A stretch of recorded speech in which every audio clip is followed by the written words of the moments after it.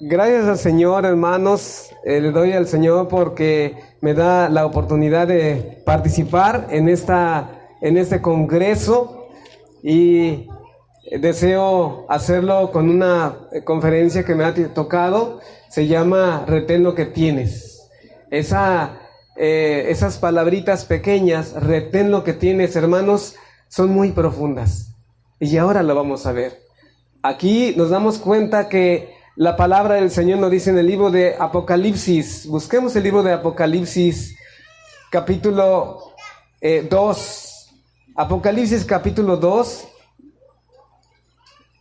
versículo 24 y 25. Escuchemos lo que dice el Señor a la iglesia de Tiatira.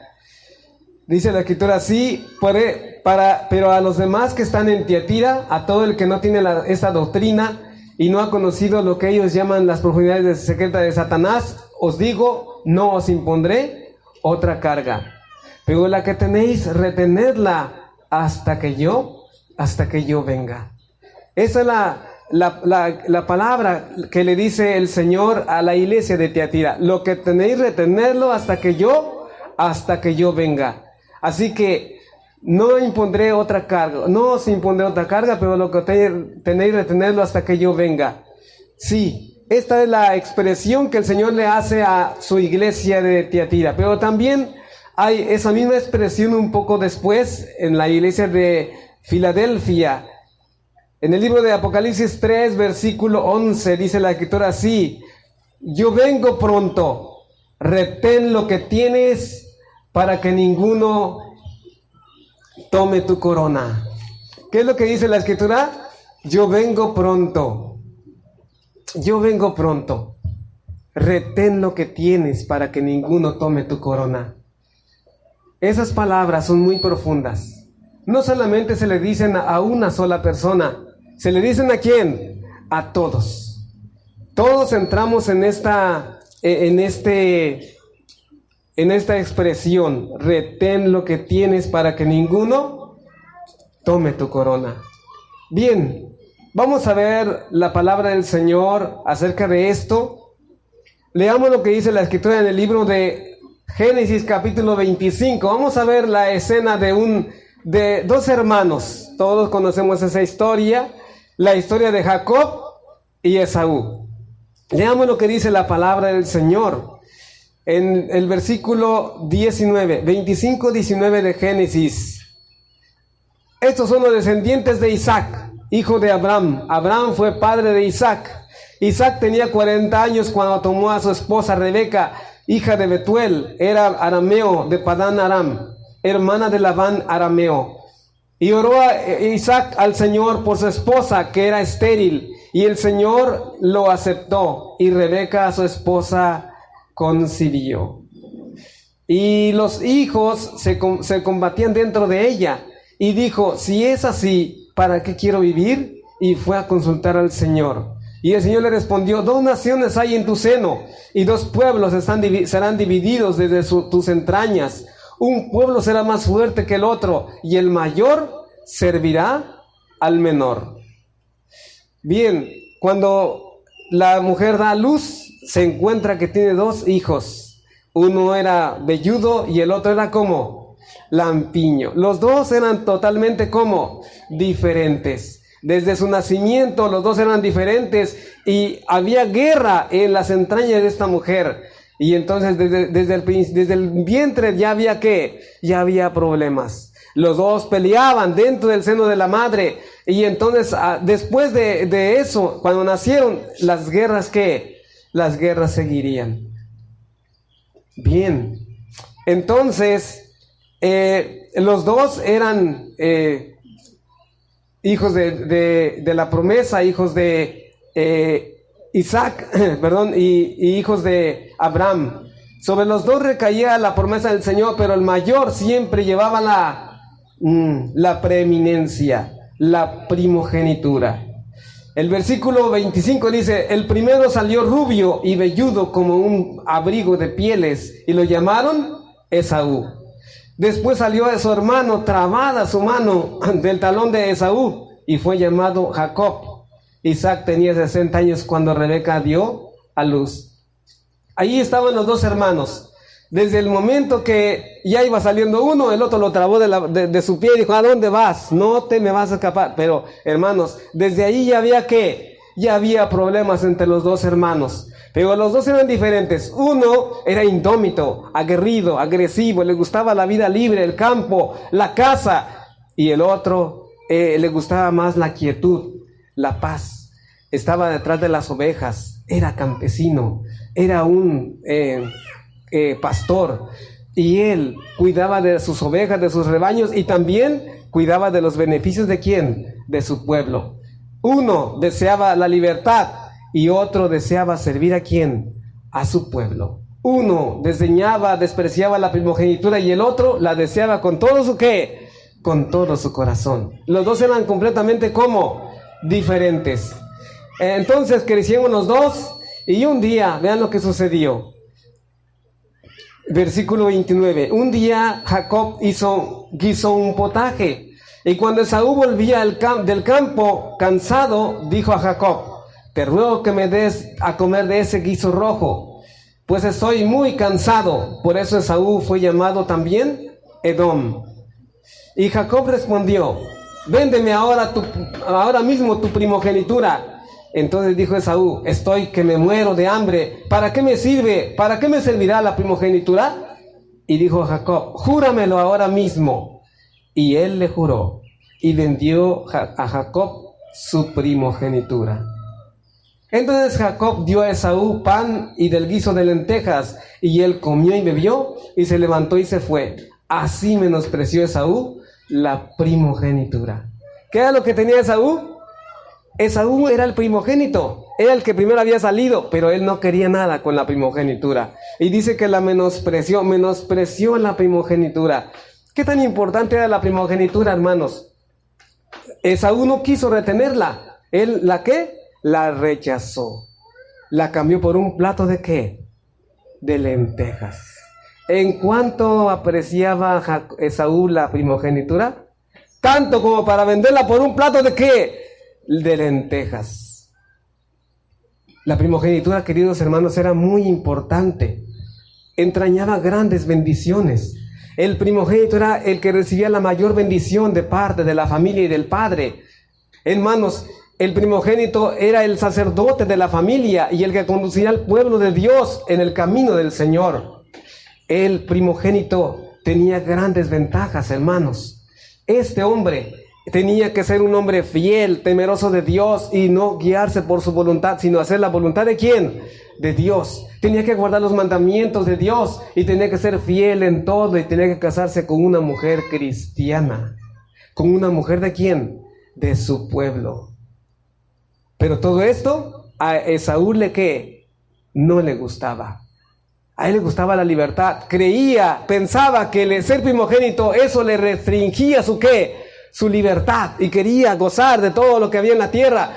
Hermanos, no le interesaba nada de lo espiritual. A él le gustaba lo material, la mundanalidad. Le gustaba relacionarse con los paganos. Y pues esto fue lo que no le gustaba a él. Pero también Jacob era al revés.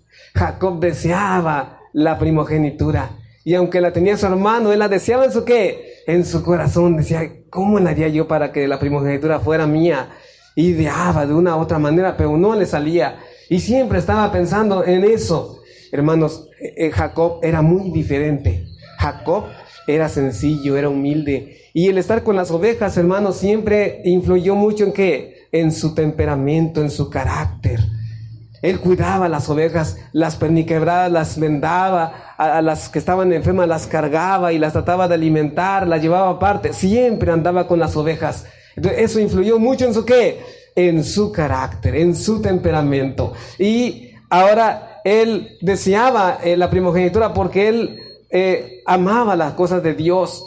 Su padre le contaba todo lo que pasó con su abuelo y todo lo que sucedía con él y todo. Entonces él se veía a sí mismo como el dirigente de su pueblo. Y él deseaba tener pues esa bendición aunque no sabía cómo, pero aquí lo utilizó una estrategia.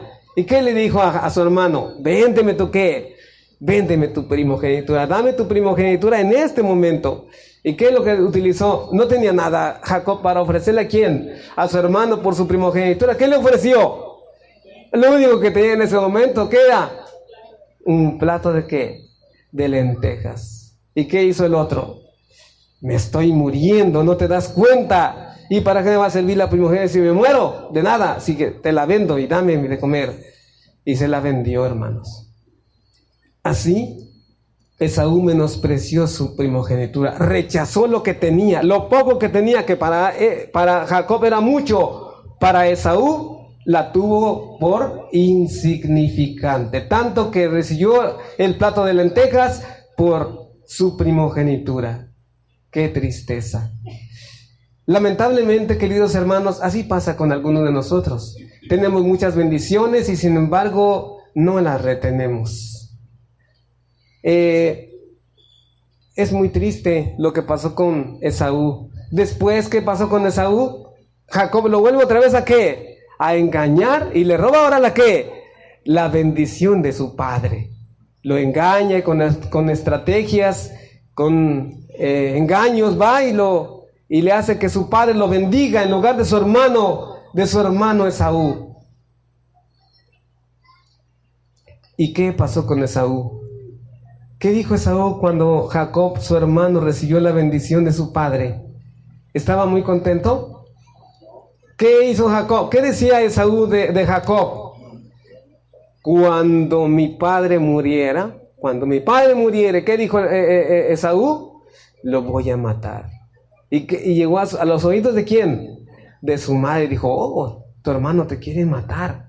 Entonces, ¿qué le dijo su madre? Vete a la casa de mis hermanos, a la casa de mis familias, y allá vive. Entonces, queridos hermanos, pero ¿qué hizo Esaú? Hermanos, procuró recibir la bendición ¿con qué? Con lloros y súplicas y lágrimas, pero fue ¿qué? Imposible. Lean lo que dice el libro de Hebreos, capítulo 12, versículo 15 y versículo 16. Mirad bien que ninguno se aparte de la gracia de Dios, que no brote ninguna raíz de amargura que os perturbe y por ella muchos sean contaminados. Que ninguno sea fornicario ni profano, como Esaú, que por una sola comida vendió su primogenitura. ¿Qué pasó con Jacob? ¿Con Esaú? Por una comida sencilla vendió su ¿qué? Su primogenitura. Y a veces nos puede pasar también a nosotros lo mismo, que por una pequeña cosa vendamos nuestra ¿qué? Nuestra primogenitura. ¿No somos primogénitos? ¿Qué dijo el Señor de Israel? Israel es mi primogénito, cuando le dijo el emperador de Egipto, ¿cómo se llama? Al faraón. Israel es mi primogénito, déjalo ir libre. Si no, yo me voy a matar a tu primogénito. Sí, queridos hermanos, nosotros somos primogénitos.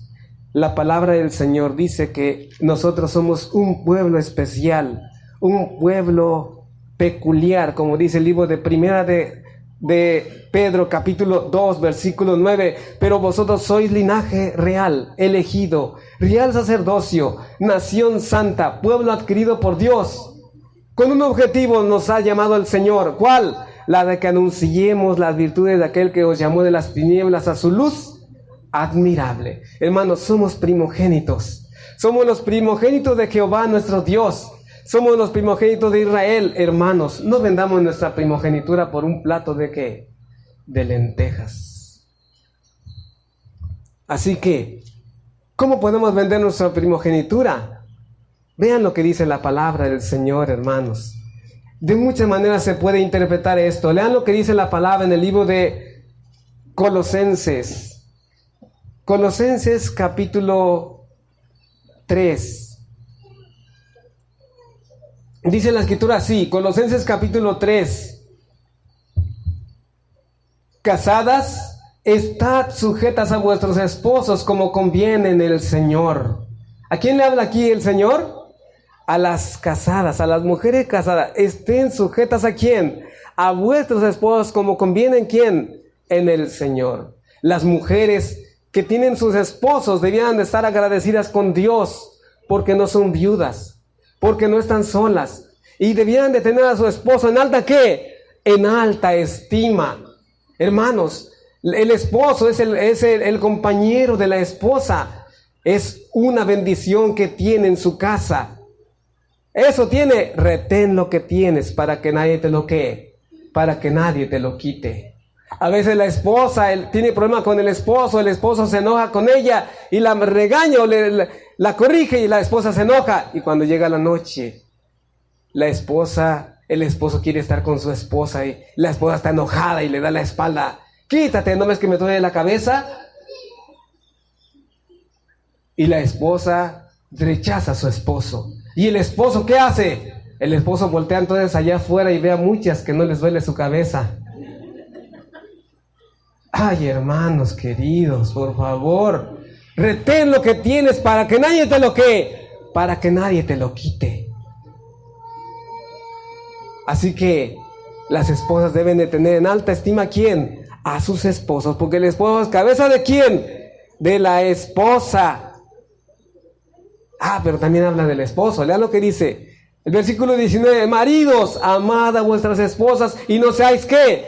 Ásperos con ellas. ¿Qué quiere decir áspero? ¿Qué es una cosa áspera? Algo que lastima, que produce ¿qué? Que produce dolor. Hermano, tienes tu esposa contigo, ¿por qué le das dolor de cabeza? ¿Por qué la maltratas? ¿Por qué la ofendes? ¿Por qué la engañas?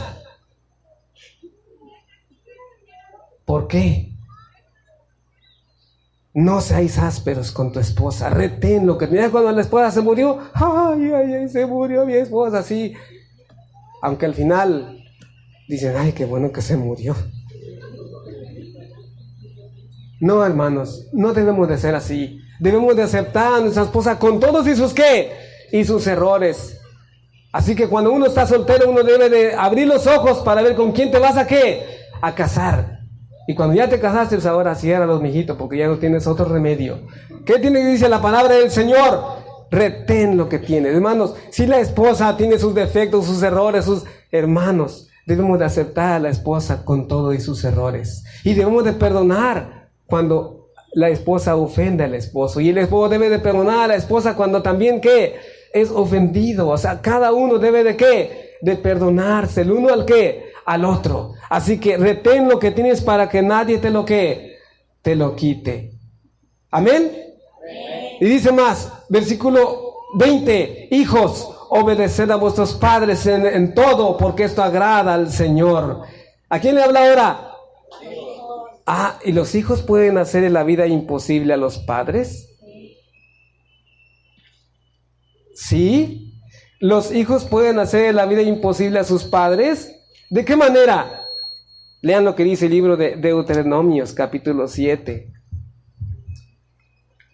Para no leer tanto, nada más vamos a leer el versículo 2. Y cuando el Señor tu Dios te haya entregado en tu mano a todas las naciones, y hayas vencido y destruido todo, no harás con ellos alianza ni les tendrás compasión. No emparentarás con ellos. No darás tu hijo a su hijo, tu hija a su hijo, ni tomarás a su hija para tu hijo, porque desviará tu hijo de en pos de mí, y servirán a otros dioses, y el enojo del Señor se encenderá contra vosotros, y os destruirá pronto. ¿Qué dice el Señor? ¿De qué manera los hijos le pueden causar problemas a sus padres, y les pueden hacer la vida de cuadritos? ¿De qué manera? ¿De qué manera? No os unáis en yugo desigual ¿con quién? Con los infieles. A veces el hijo, como ya es mayor de edad, se fija en las mujeres del mundo y después dice, papá, mamá, me voy a casar. Tengo una novia y me voy a casar y esta es la mujer. Y dice el papá, dice, ¡ay, qué bueno! Gracias por avisarnos, hijo. Los padres no son tomados en cuenta por los hijos. Y los padres sufren demasiado cuando son cristianos, cuando son temerosos de Dios, porque los padres quisieran que sus hijos se casaran ¿con quién? Con hombres y mujeres cristianas. ¿Y en dónde están los ojos de las mujeres y de los hijos? ¿En dónde? En el mundo, hermanos. ¿Qué le dijo el Señor o qué le dijeron los padres a Sansón? Cuando Sansón le dijo, esa mujer agradó a mis ojos. ¿Qué le dijo los padres a Sansón? ¿Acaso no había mujeres en Israel que te fuiste a ver en las mujeres filisteas? ¿Y qué le pasó a Sansón? Le sacaron los ojos, hermano. Y al final, ¿qué pasó? Perdió la vida. Y los hijos a veces le hacen la vida imposible a sus padres, casándose con hijos con hijos del mundo. Le hacen la vida imposible, como este hombre perverso le hizo la vida imposible a sus padres. Escuchen lo que dice la Escritura. En el libro de Génesis, leamos lo que dice la Escritura en el versículo, Génesis 26, versículo 34. Cuando Esaú tuvo 40 años de edad, tomó por esposa a Judith, hija de Bería, hitita, y a Basemat, hija de Elón, hitita, y fueron amargura de espíritu para Isaac y para Rebeca. ¿Le dio gusto a Isaac y a Rebeca de que su hijo se casara con mujeres paganas?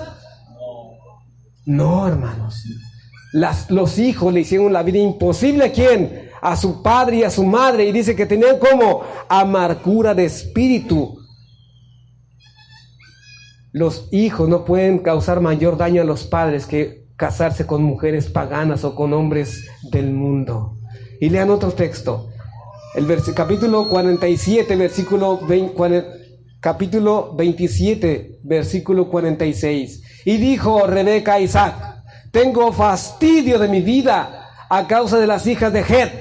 Si Jacob toma esposa de las hijas de Het, como a estas, de las hijas de esta tierra, ¿para qué quiero la vida? ¿Qué dijo la mujer? ¿Qué dijo Rebeca? Estoy fastidiada de mi vida con estas hijas de ¿quién? De Het. Si Jacob toma una mujer de aquí, de Canaán, yo me muero.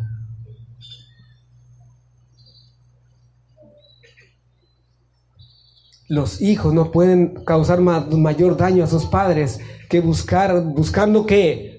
Hombres y mujeres del mundo.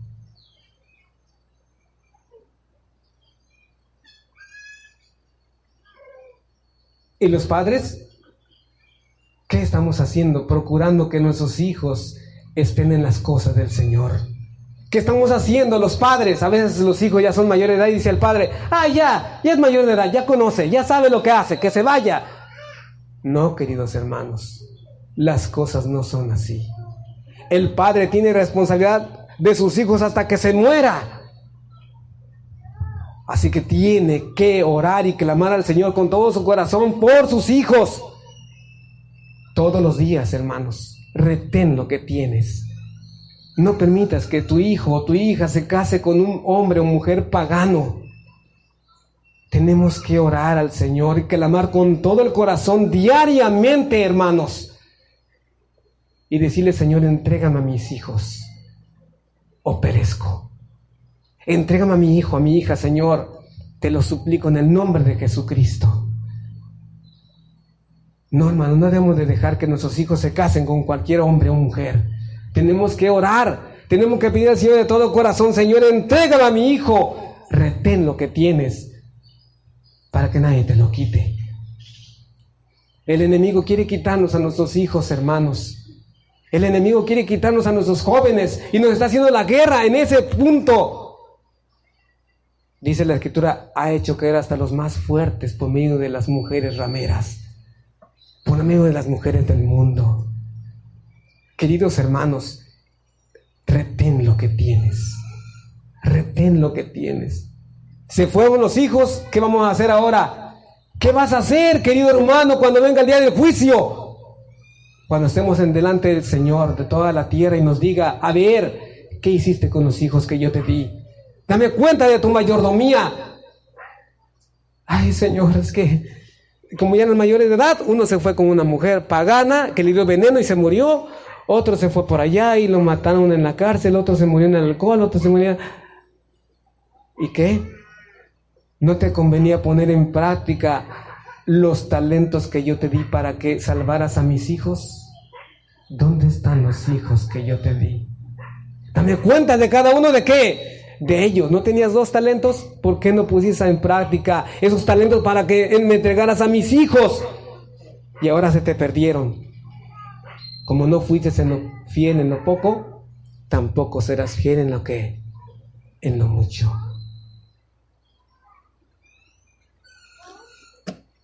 Todos tenemos algo que ver en esto, hermanos. Y escuchen lo que dice el libro de Hebreos. Hebreos, la palabra del Señor nos dice así. Hebreos capítulo 2, versículo 12 y 13. Al decir, anunciaré a mis hermanos tu nombre, en medio de la congregación te alabaré. Y otra vez dice, yo confiaré en él. Y de nuevo, aquí estoy yo con los hijos que me dio. ¿Amén? No, es amén, bien. Otra vez, ¿amén? ¿Por qué, hermanos? ¿Por qué tienes miedo? ¿Por qué te escondes? Hermano, aquí nos dice el Señor, entrégame a mis hijos. Tienes 2, tienes 3, tienes 4. Hermano, trabaja con ellos y por ellos. Y dice la escritura aquí que nos va a pedir cuentas de esa heredad que nos dio, de esa grey. ¿Dónde están los hijos que yo te di? ¿Dónde están? ¿Y qué vamos a decirle? ¿Qué le vamos a decir? Señor, se me perdieron. Ay, hermanos, ¿qué excusa vamos a poner en ese momento? Ninguna excusa nos va a valer, hermanos. Si el Señor nos ha dado hijos, no es para que se los entreguemos al diablo. No, hermanos. Si estamos en la tierra y estamos trabajando para el Señor, ¿cómo es posible que estemos trabajando para la gente del mundo, por las personas que están impedidas en el pecado, y nuestros hijos están muertos en sus pecados? No es posible, hermanos. Hay que decirle al Señor, Señor, si quiere entrégame uno, si quiere uno, Señor. Pero si se pueden todos, ¿por qué no todos? Retén lo que tienes, para que ninguno tome tu ¿qué? Tu corona. Tenemos que orar, hermanos. Tenemos que pedirle al Señor de todo corazón, Señor, salva a mis hijos. Así que retén lo que tienes.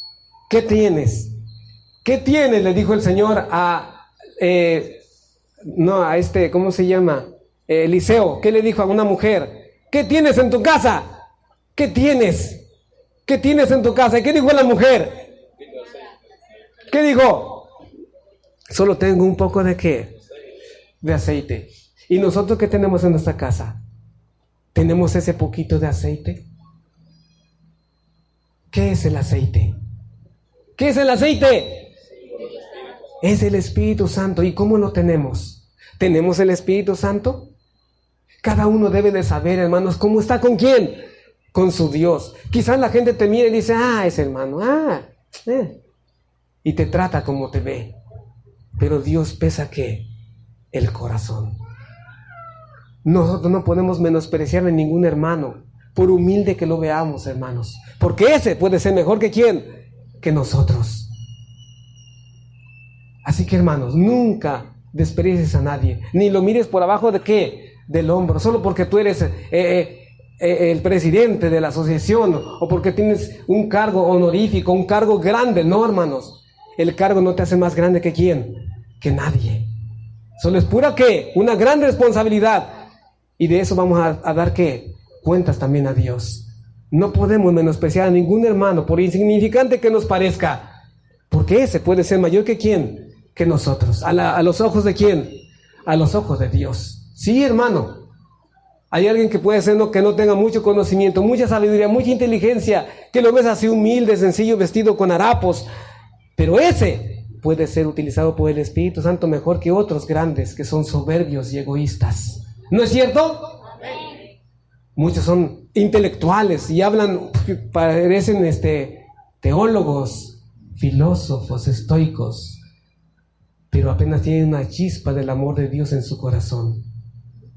Retén lo que tienes. ¿Tienes aceite? ¿Tienes el Espíritu Santo? Hermano, ¿cómo se hace? Un día me pregunto, ¿cómo se recibe el Espíritu, hermano? ¿Cómo se...? ¿Y qué dijo? ¿Qué le dijeron las vírgenes a las otras? ¿Qué le dijeron? Las prudentes, las fatuas, ¿qué le dijeron a las prudentes? ¿Qué le dijeron? ¿No saben la historia?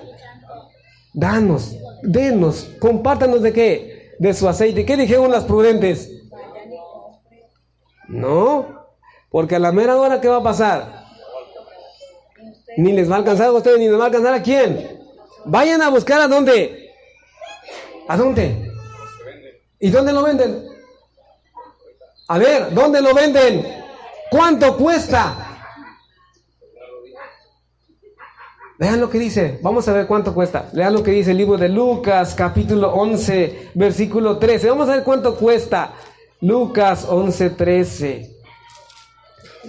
La palabra del Señor nos dice así, Lucas 11, 13. Dice, y si vosotros siendo malos sabéis dar buenas dádivas a vuestros hijos, ¿cuánto más vuestro Padre Celestial dará el Espíritu Santo a quién? Y los que no tienen el buen ánimo, el buen hábito de orar, no piden nada. Y el que no pide nada, ¿qué recibe? Entonces, ¿cómo recibimos el Espíritu Santo?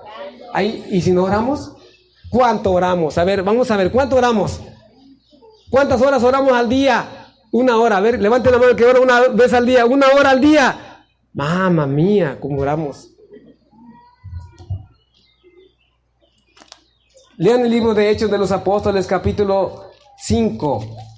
Hechos 5, versículo 32. A ver, Hechos 5, 32, exacto. Y nosotros somos testigos suyos de estas cosas, y también el Espíritu Santo, el cual ha dado Dios. ¿A quiénes? No a los desobedientes, hermanos, sino ¿a quiénes? A los que le obedecen. A los que guardan sus ¿qué? Sus mandamientos. ¿Guarda los mandamientos de Dios? ¿Eres obediente y fiel a los mandamientos? Retén eso, hermano querido. Reténlo. Para que ninguno tome tu ¿qué? Tu corona. Así que tenemos que buscar algo que nos hace falta. ¿Qué es? El aceite. Ahora, ¿dónde la venden? ¿Dónde la venden? Vean lo que dice el libro de Apocalipsis capítulo 3, versículo 18. Apocalipsis 3, 18. ¿Dónde venden eso? ¿Dónde venden eso que nos hace falta? ¿Dónde lo venden? Yo te aconsejo que compres de mí oro afinado en fuego. ¿Qué es el oro afinado en fuego? ¿Qué es el oro afinado en fuego? La fe y el amor. ¿Tenemos amor y tenemos fe? Retén eso que tienes. ¿Qué más nos hace falta? Yo te aconsejo que de mí compres oro afinado en fuego para que sea rico, y vestidos blancos. ¿Para qué? Para que no se descubra la vergüenza de ¿qué? De tu desnudez. ¿Cuáles son los vestidos blancos? A ver, otra vez, fuerte. ¿Cuáles son los vestidos blancos? Que se manifiesta ¿en qué? En la obediencia a todos los mandamientos de Jehová nuestro Dios.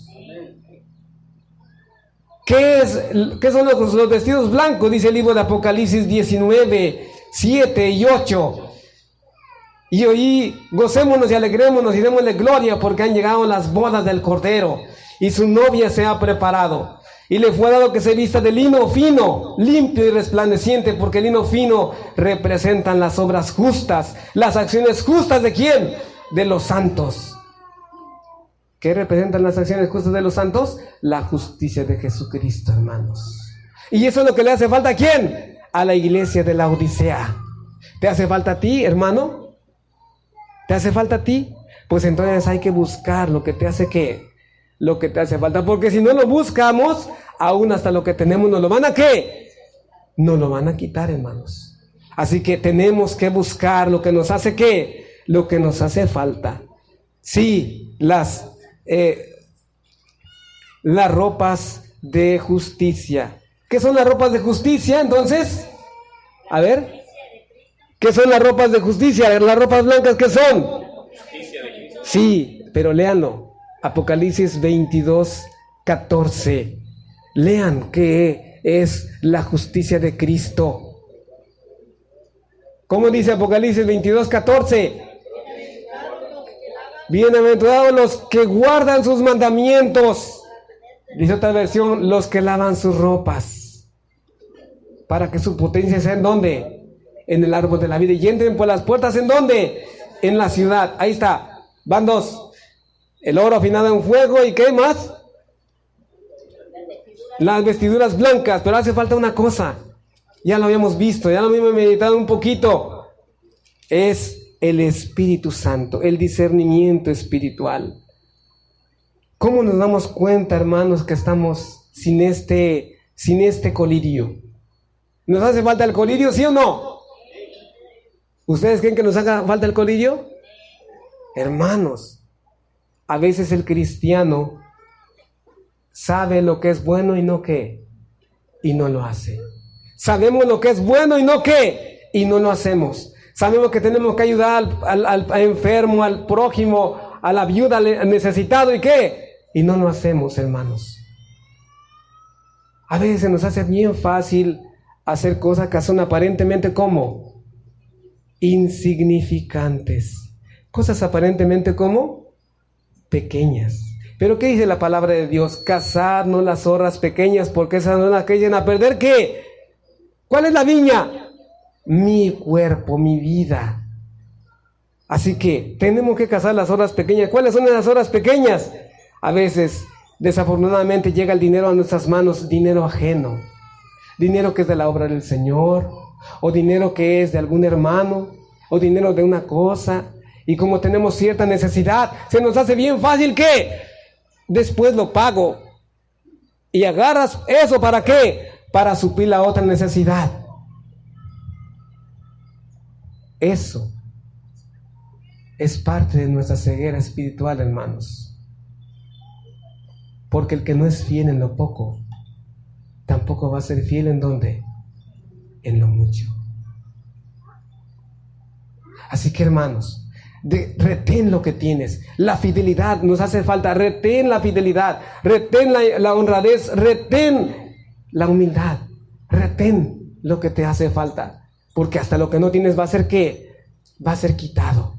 Ay, hermanos, son muchas cosas las que tenemos que meditar en este punto de retén lo que tienes para que ninguno tome tu ¿qué? Tome tu corona. Estamos a punto de terminar. Vean lo que dice el libro de Mateo, capítulo 24.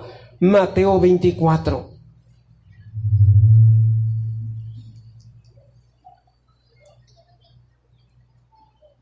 Versículo 45. ¿Quién es pues el siervo fiel y prudente a quien su Señor puso sobre su familia para que le dé el alimento a su tiempo? Dichoso aquel siervo a quien cuando el Señor vuelva lo encuentre haciendo así. Os aseguro que lo pondrá sobre todos sus bienes.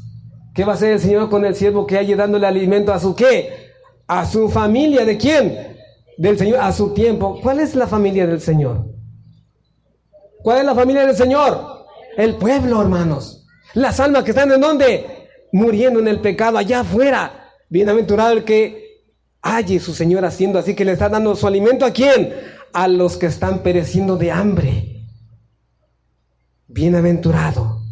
Sobre todos los bienes ¿de qué? Le pondrá. Pero ¿qué pasará si no hace eso? Pero si aquel siervo malo dijera en su corazón: ¿para qué tanto trabajo?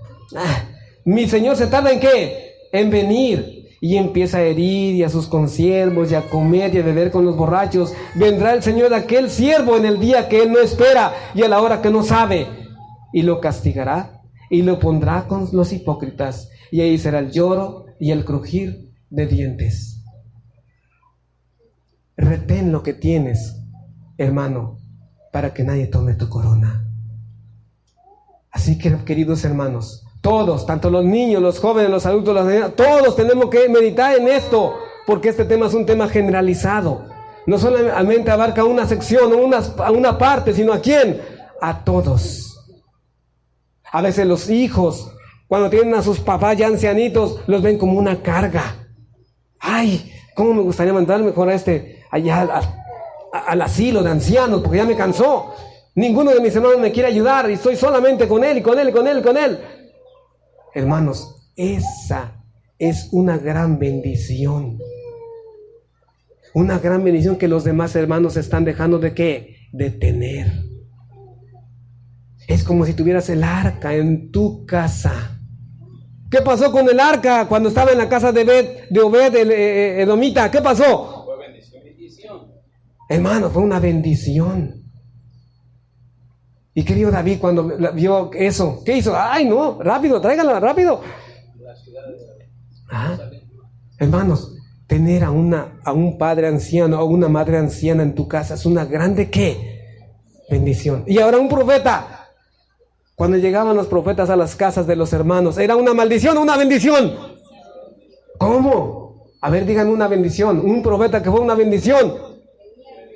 ¿Qué pasó con Elías? ¿A dónde llegó Elías? A la casa de una viuda que estaba muriéndose ¿de qué? ¿Y qué pasó? Con su llegada de Elías, ¿qué pasó? ¿Se murieron de hambre? No. Como las demás viudas que estaban en ese lugar.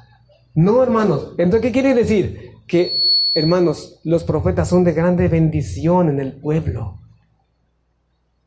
¿Y Eliseo? ¿Sí o no? Fue una bendición. Y los pastores hoy en la actualidad, cuando llegan a visitar una casa y cuando oran por la comida, dicen: Señor, bendice esta comida, Señor, multiplícale, que nunca haga falta en este hogar. ¿Ustedes creen que Dios pueda escuchar esa oración? Sin embargo, para muchas almas, para muchos hermanos, eso es una carga, hermanos. Pero ¿saben una cosa? Dios, hermanos, Dios es misericordioso, hermanos. Donde entrare vuestra paz, en esa casa hay paz, vuestra paz se quedará en ella. Y no nomás ella, sino también ¿qué? Su bendición. Hermano querido, cuando llegue un pastor a tu casa, no lo tomes como una carga, sino como una ¿qué? Como una bendición. Y diga: gracias, Señor, porque me envías el arca a mi casa. ¿Qué dijo el Señor? No toquéis a mis ungidos. El que recibe a uno de estos mis hermanos pequeñitos, ¿qué dijo el Señor? A mí me recibe. Queridos hermanos, retén lo que tienes. Ha llegado un invitado a tu casa, atiéndelo de la mejor ¿qué? Manera. Con lo poco que tienes, no puedes dar lo que no tienes. Queridos hermanos, retengamos lo que tenemos. Tenemos fe, retengámosla. Tenemos consagración, retengámosla. ¿Cómo dice el Señor? Porque pronto viene, porque yo pronto vengo. Último texto, vamos a meditarlo. Último texto del libro de Apocalipsis. Apocalipsis capítulo 3. Entonces, ¿qué dice el Señor? Versículo 11. Yo vengo pronto. ¿Cuándo viene el Señor? Pronto. Yo vengo pronto. Retén lo que tienes. Ya vimos qué es lo que nos hace falta y qué es lo que tenemos. Retén lo que tienes para que ninguno tome tu corona. Que el Señor nos ayude a meditar en esto, hermanos, y que lo pongamos en práctica en nuestras vidas. Es mi deseo. Amén.